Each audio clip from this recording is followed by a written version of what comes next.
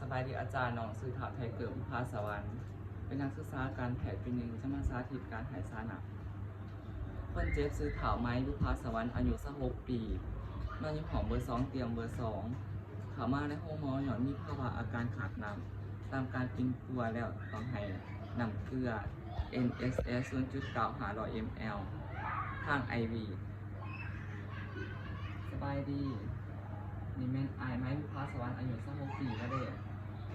ด้วยน้องซื้อถาวไทยเกิดบุพาสวรรค์เป็นนักศึกษาการแพทย์เรื่องคุกแท้ๆนี้นอนจะมาส่งสารหนักให้อายเด้อเพราะว่าอายมีภาวะอาการขาดน้ำ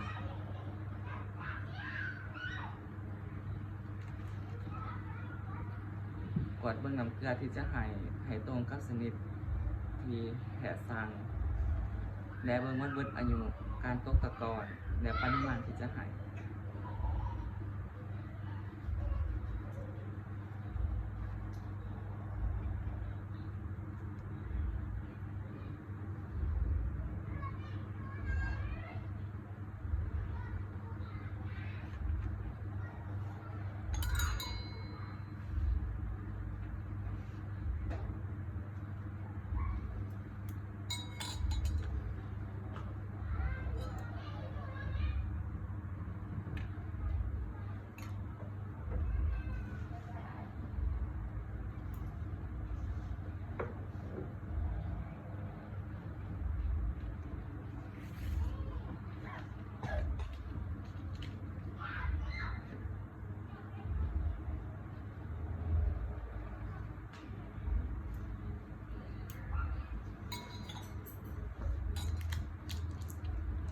เบิ่งวันเบิดอายุ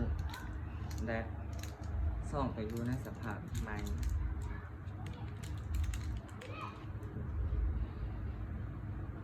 เบิ่งวันเบิดอายุและควรต้องอยู่ในสภาพที่ดีใหม่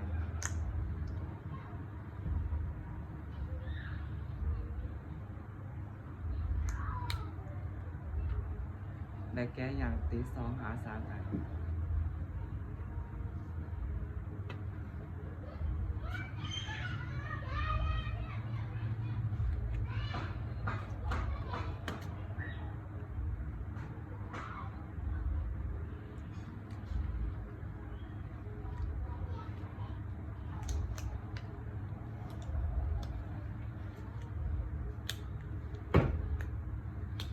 ใส่เหล้าเปียกแอลกอฮอล์เสร็จ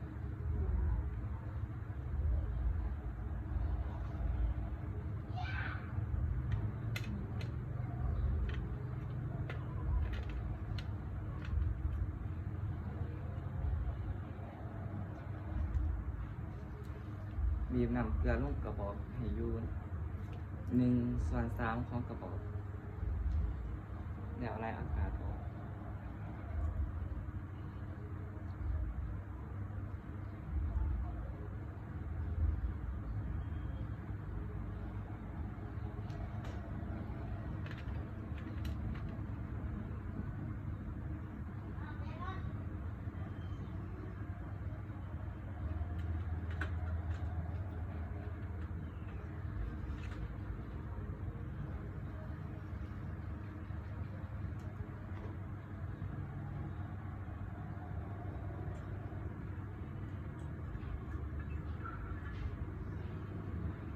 จัดสภาพแวดล้อมให้มีความเป็นส่วนตัว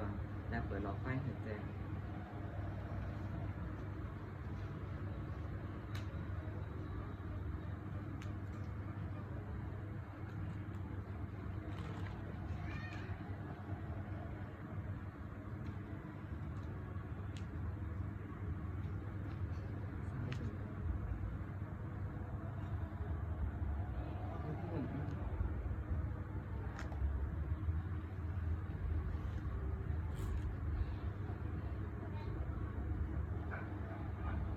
เข้ากับมือหลัง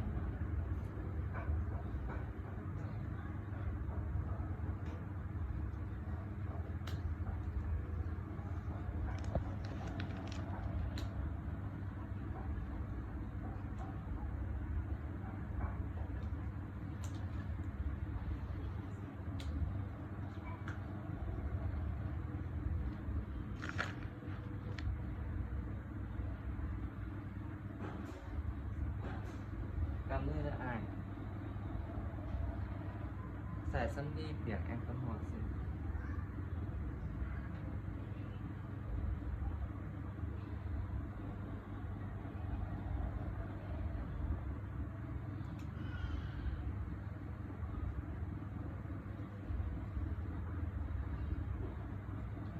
แนวพันปลายเต็มปลายใต้ของเข็มให้ลงเป็นมุม45 องศา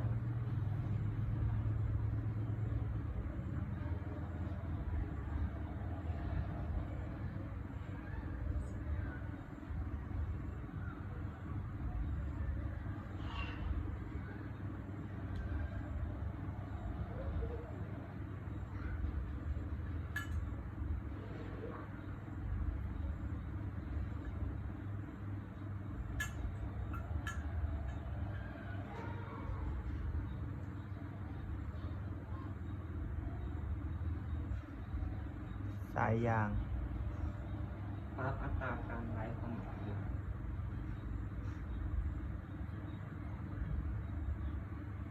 ำ สายยาง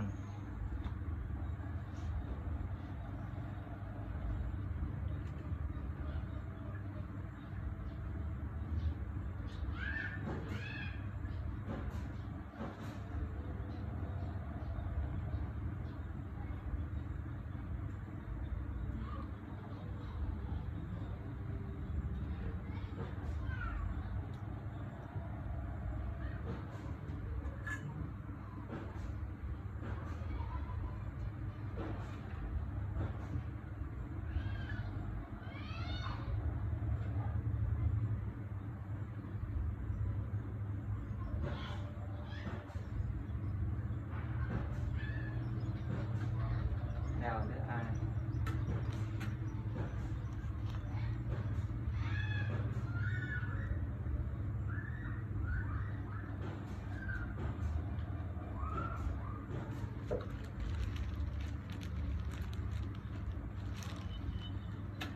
เก็บเหมียนอุปกรณ์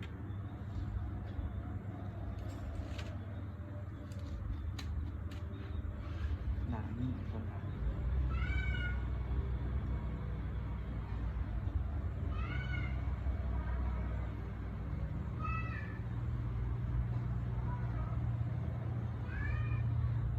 ได้บันทึกลงใส่เอกสารกา